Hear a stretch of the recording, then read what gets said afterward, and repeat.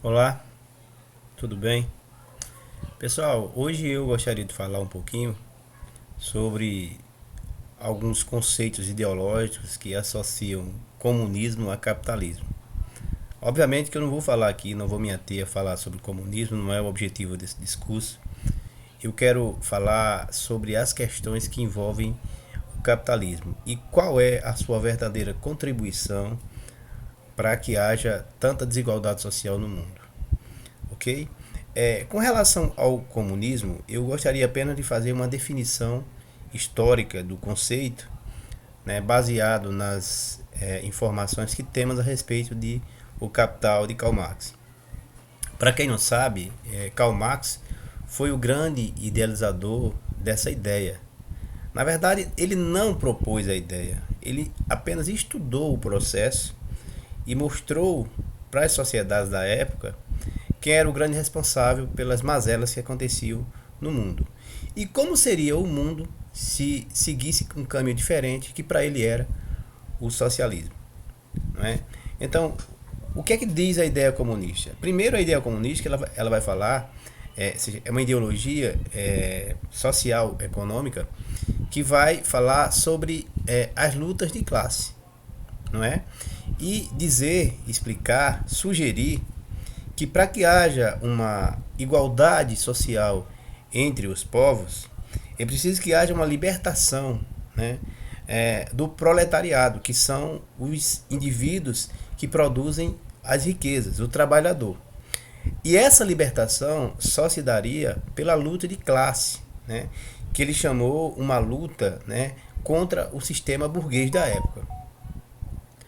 Então era preciso que houvesse essa cisão, esse rompimento entre os trabalhadores e aqueles que detinham o poder, né, de controlá-los. No caso, os burgueses, né, a burguesia em questão. Tá certo? Então, esse processo de comunização, né, do sistema produtivo mundial deveria acontecer com a democratização e a coletivização dos meios de produção.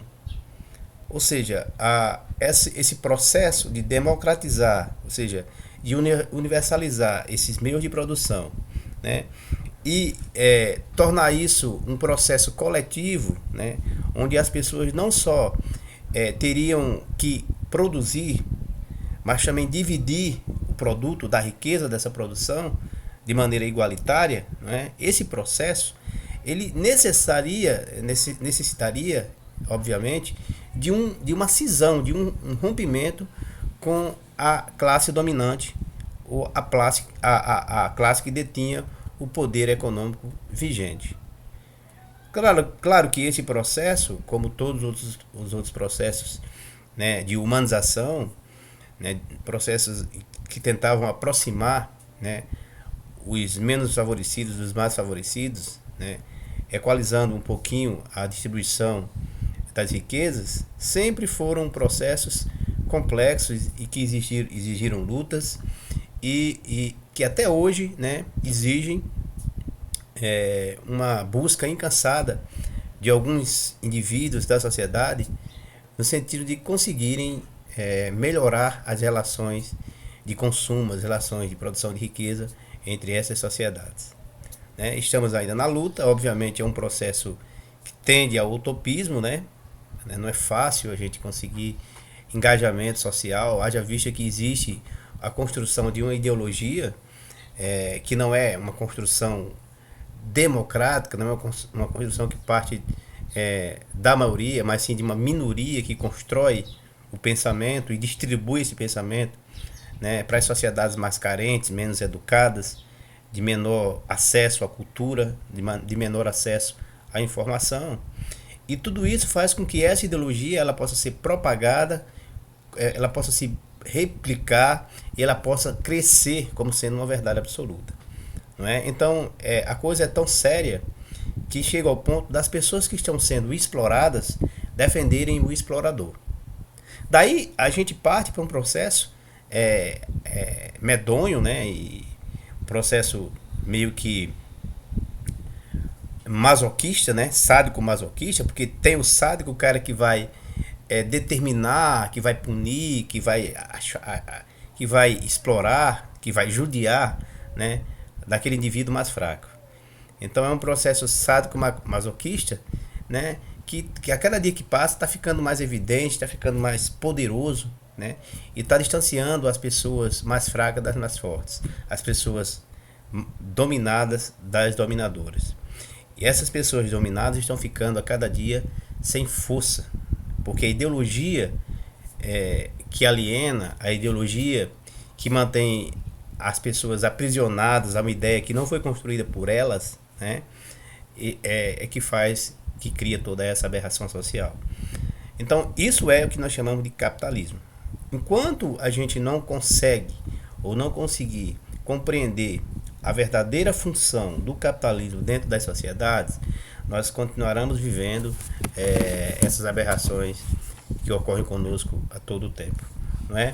Então, para início de conversa, é interessante entender que o capitalismo ele já começa se arrebentando, né, a partir do pressuposto de que ele gera a fome, né? Então existe uma contradição evidente entre os processos mercadológicos, os processos que são produzidos por esse sistema econômico chamado capitalismo, não é? E a fome. Ou seja, quanto mais rica é uma nação, né? Quanto mais dinheiro, quanto mais poder ela detém, mais aberrações sociais, mais diferenças sociais ela cria. Né? Você pode até achar que os Estados Unidos, por exemplo, são uma nação que não tem problema. Pelo contrário, né? Os índices, né, de diferenças de riquezas nos Estados Unidos são enormes. Não fico pensando que lá nos Estados Unidos não tem favela. Claro que as favelas não são como as nossas aqui, lá no Rio de Janeiro, né? Onde você tem que subir morros, passar por pontos postos de controladores do tráfico e tal. Lá, eles também têm tráfico. Né? Lá eles também têm barracos, só que são diferentes dos nossos. Lá eles têm dívida, muitas dívidas. Lá eles não têm serviço público de saúde, de educação, muito embora aqui no Brasil a gente tem ainda em uma fase precária a disponibilização desse tipo de serviço. Não é? Então, não imagine você que porque uma nação é rica, considerada rica, ela não tem problemas. Ela tem problemas porque ela vive sujeita a um sistema capitalista. E o sistema capitalista, como eu falei para vocês, tende sempre a explorar, né, aqueles mais fracos, aqueles que precisam vender a sua força de trabalho para aquelas pessoas que detêm o poder do controle social, que são as pessoas ricas, as donas do dinheiro, e que muitas vezes aquelas pessoas pobres não percebem isso. Não é? Aqui no Brasil, por exemplo, nós enxergamos perfeitamente essa aberração social, essa aberração de alienação, quando a gente vê pobre indo para a rua para defender, por exemplo, o cara que investe na bolsa, o cara que compra ações da Petrobras, né? O cara que explora a força de trabalho de uma pessoa que não tem a mínima condição, né, de montar o seu próprio negócio, portanto vende a sua força de trabalho por mixaria, em troca de um prato de comida. Né, são sujeitas à escravização em barracões, né, onde as condições de vida são as mais precárias possíveis. Né, nós vemos toda hora aí as pessoas sendo resgatadas, né, de regiões mais longínquas do país, vivendo ali como escravos, né, sem direito a um salário digno, sem direito a uma condição digna de saúde, de moradia. Não é? E por que isso acontece? Porque existe o capitalismo. Porque o capitalismo protege o dono do capital. Tá certo? Então, a primeira constatação de que o capitalismo é um processo medonho, é uma aberração social, é que onde ele existe, existe fome. É o primeiro exemplo de tudo isso. Você pode até dizer assim, não, mas professor, em Cuba tem fome, na Venezuela tem fome, na China tem fome. Eu gostaria de dizer para vocês que a gente não pode confundir as coisas. Quando você fala de um sistema onde há, por exemplo, socialismo, que é um processo de transição ao capitalismo, ao comunismo, né? Porque toda nação que se pretendia comunista tem que passar por um processo de socialização, né? Um processo de divisão de riquezas, de construção de uma concepção histórica e ideológica do que é ser um membro de uma sociedade comunista, não é? Então, eu gostaria de dizer para vocês o seguinte, ó, não confundam ditaduras com democracias socialistas. Eu poderia dar aqui vários exemplos de democracias socialistas onde não existe perseguição política, onde não existe miséria, onde o filho de um, por exemplo, de um prefeito, de um deputado, de um presidente da república, estuda na mesma escola de um filho de um trabalhador. Olha lá a Noruega, por exemplo. Tá certo? Se você quiser saber o que é um país socialista, olha lá a Noruega, né? Olha, por exemplo, a Islândia, né? Olha a Finlândia. Você vai ver que lá são países socialistas, né? E eles não exploram ninguém, e eles não vivem acometendo ninguém, né, a um sistema de controle social. Lá não existe um ditador. Lá existe uma democracia. Então é mentira, é um erro dizer que onde existe comunismo, onde existe, na verdade comunismo nunca existiu em lugar nenhum, mas onde existe socialismo, vai existir ditador. E existe ditador em qualquer esfera das ideologias, seja ela de esquerda, seja ela de direita. Não é? Por exemplo, na Nicarágua você tem um ditador de esquerda, né? Mas existem outros países do mundo que você tem ditadura de direita. A Hungria, por exemplo, é um ditador de direita. Não é?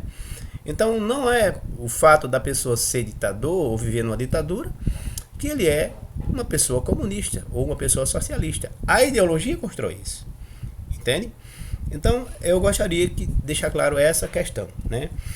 A relação da questão do capitalismo em si, né, eu gostaria de tratar dando como exemplo o nosso país, né? O Brasil é talvez a nação que mais produz commodities, que mais produz riquezas da terra no mundo, né? Nós somos os maiores produtores de vários produtos, da soja, do café, somos grandes produtores de milho, somos grandes produtores de açúcar, né? Somos grandes produtores de alimentos primários que devem estar na mesa das pessoas no mundo todo. De carne bovina, de carne suína, de carne de aves, né? Temos mercado aberto, né, para o consumo externo em várias áreas produtivas. Não é? Mas veja, o Brasil, apesar de ser um país extremamente rico no conceito de produtividade, é um país que não consegue produzir para o consumo interno. Ou seja, muitas pessoas que vivem no Brasil passam necessidade, passam fome. E por que elas passam fome? Porque o mercado não produz para alimentar. O capitalismo não produz para matar a fome. O capitalismo produz para gerar riquezas para poucas pessoas. Então não imagine você que o Brasil, por ser o maior produtor de soja do mundo, né, vai possibilitar que a sua população melhore de vida. Quem vai melhorar de vida é quem detém o capital, é quem produz a soja. São os banqueiros, são os investidores. O trabalhador vai continuar vivendo na miséria.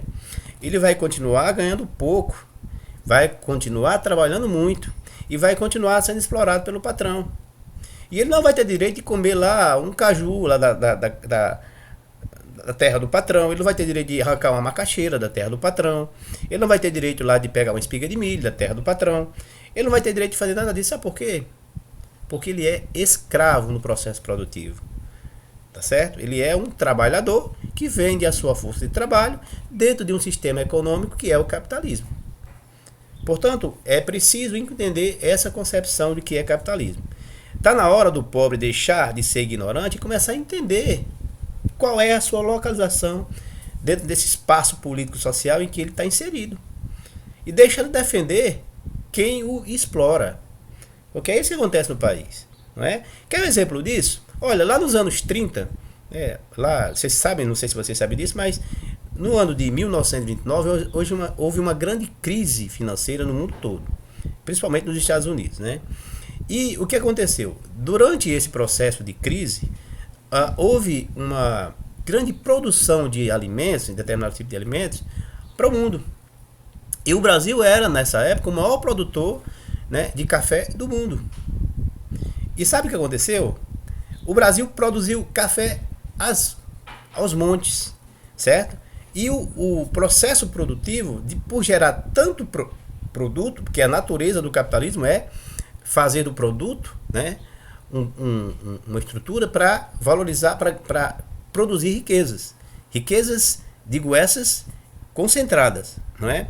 Então, o produto brasileiro, o café brasileiro, ficou valendo quase nada no mercado mundial. E sabe o que é que o Getúlio Vargas fez? Não, ele não distribuiu o café para quem precisava tomar café no Brasil. Ele não disse, não, pessoal, vou fazer uma fila aí e todo mundo vem aqui pegar cada um 2 quilos de café. Porque era muito café. Era milhões de sacas de café. Não, ele disse queima o café. Para que ele fez isso? Queimando o café, aquela relação de procura e oferta seria modificada, a oferta diminuiria, a procura aumentaria e o valor da mercadoria cresceria. Era esse o objetivo do Getúlio Vargas. Não era alimentar quem passava fome. Nunca foi. Entende? Então, esses processos, essas aberrações que acontecem no mundo capitalista, elas são comuns no nosso dia a dia. Recentemente, esse ano ainda, a França derramou, jogou no mato, fora, né? Sabe aquele vinho que custa 3, 4 mil dólares, que só granfino toma? Pois bem, eles derramaram 250 milhões de litros. Sabe para quê? Não foi para aguar a terra, né? Foi para valorizar o preço do vinho. Não, eles não distribuíram para o bebum que vive lá no canto da rua, não, que toma cachaça, não. Eles simplesmente derramaram. É mais negócio. Porque quanto menos mercadoria você tiver, mais valores agregados essa mercadoria vai ter. Então, perceberam que o objetivo do capitalismo não é alimentar o mundo? Não. É explorar o mundo. E para explorar o mundo é preciso que haja exatamente essa divisão de classes, né, para que o produto traga para si alguma agregação de valor, porque o valor só existe quando você tem uma procura maior do que uma oferta. Se você tem muita oferta para oferecer, significa dizer que aquela coisa vai ficar barata. E como o objetivo não é alimentar, não é suprir a necessidade daqueles que não têm condições, obviamente que quanto mais caro aquele produto tiver, mais dificuldade você vai ter para comprar e consequentemente mais caro ele vai ser, tá certo? Então essa é a questão. Finalizando o que eu estou falando sobre capitalismo, vocês acham que o que está acontecendo, por exemplo, no mundo atualmente, essas guerras entre Ucrânia e Rússia e agora mais recentemente esse massacre do Estado de Israel contra os palestinos, é uma coisa ideológica? É uma coisa histórico-ideológica, que vem do passado? Vocês caíram nessa coisa de que não, é porque a terra é santa e é prometida a Israel desde a época de Abraão? Não, pessoal, não é isso. O motivo não é esse. Entende? Eles usam esse argumento histórico, né, os sionistas, né, para terem, por exemplo, um respaldo na sua ideologia, naquilo que eles vão dizer para o mundo. E o que eles têm para dizer para o mundo? Não, a gente quer a terra porque a terra tem 500 bilhões de dólares em petróleo? Não vão dizer isso, pessoal. Eles não são loucos. Eles vão dizer que querem a terra porque a terra é deles, do passado. Deus prometeu. Muito embora quando eles foram lá para Canaã, né, hoje Gaza, a terra já tinha dono. Eles não falam isso não. Eles falam assim, ó, Deus deu pra gente e é nossa. É direito nosso. Quem tá lá que se vire. Tem que sair, porque é nossa. Deus deu lá a ele uma escritura da terra. Então, essas coisas que acontecem no mundo, elas são ideológicas. E se você não tem a mínima compreensão da realidade, você cai nessa pegadinha, entendeu? Na verdade, o que está acontecendo na Palestina, por exemplo, é uma tomada de território. Quando acabarem com Gaza, quando matarem metade ou mais da população, quando matarem os 49% de crianças que aquela terra ainda tem, né? Cara, talvez não tenha mais nem isso mais, né? Já mataram quase 10 mil crianças. Mas quando acabarem com aquele povo, os que sobrarem vão ser expulsos lá para as penínsulas lá do Egito, né? Você acha que eles vão deixar lá o nome Gaza? Não, vai ser Israel. Eles vão tomar posse daquilo ali, como já vem tomando há várias décadas. Desde 48 que esse pessoal massacra aquele povo, certo? Com um discurso moralista e sionista, e que a terra é deles. Deus prometeu para eles e tem que ser deles. Então eles entraram na casa do povo lá, inicialmente, né? E depois, como se nada tivesse acontecendo, expulsaram as pessoas que eram donas da casa. Eu acho que você não ia aceitar um negócio desse na sua casa. Tá certo? Então isso é capitalismo, pessoal. Não é outra coisa. O capitalismo, onde ele coloca seus tentáculos, ele destrói. Se ele não destrói você, você destrói o outro. Tem que ser assim. Porque é um jogo de interesse econômico, político e social. Tá certo? Então fica aqui o meu modo de pensar, o meu entendimento sobre o que é o capitalismo e o que é que ele tem produzido durante séculos de exploração das pessoas no mundo. Tá certo? Um abraço e até o próximo discurso, se Deus quiser.